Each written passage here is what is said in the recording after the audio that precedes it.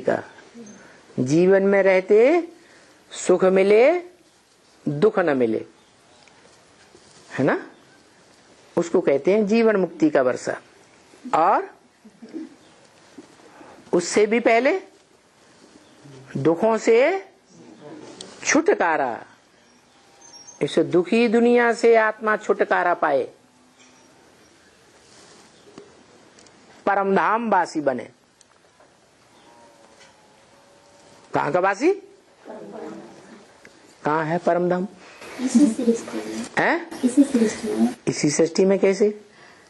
जब पाप आएगा ना, तुम बच्चों परमधाम इस सृष्टि में उतारेंगे। हाँ, है नहीं। तो इसी सृष्टि में कोई बीज रूप बाप है क्या, जिसको हम कहते हैं त्वमेव माता च पिता त्वमेव।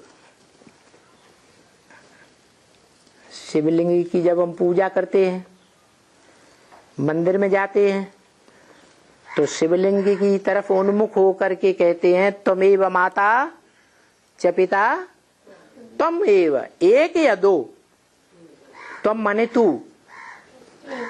एक माने पार्वती की तरफ इशारा नहीं करते हैं। त्वम माने किसको? शिवलिंग को। वो एक ही व्यक्तित्व है जिसमें आत्मा भी है और 5 तत्वों का अविनाशी पुतला भी है। पुतला अविनाशी है या विनाशी है? विनाशी है। विनाशी है। पुतला तो विनाशी है। पुतला विनाशी है। अविनाशी।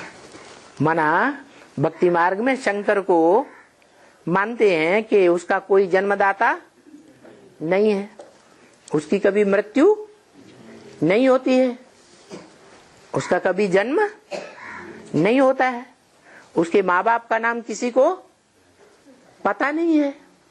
है पता? नहीं। तो ऑलराउंड पार्टधारी होगा ना।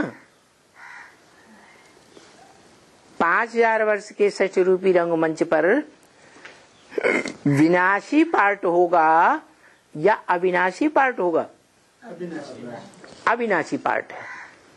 वो एक ही बीज है मनुष्य सृष्टि का जो अविनाशी है, जिसकी कभी मृत्यु नहीं होती। उसे कालों का काल, महाकाल, जो सभी को खाएगा, लेकिन उसको कोई खाने वाला नहीं है। वो महाकाल रुद्र कहा जाता है। इसे ज्ञान का नाम क्या है?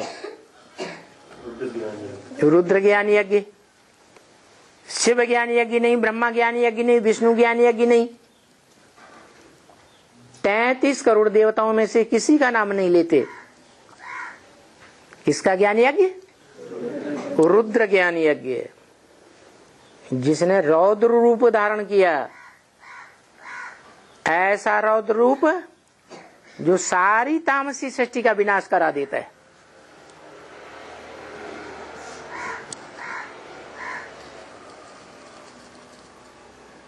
इस सृष्टि में सब रावण संप्रदाय बन जाते या कोई रह जाता है? सब रावण संप्रदाय बन जाते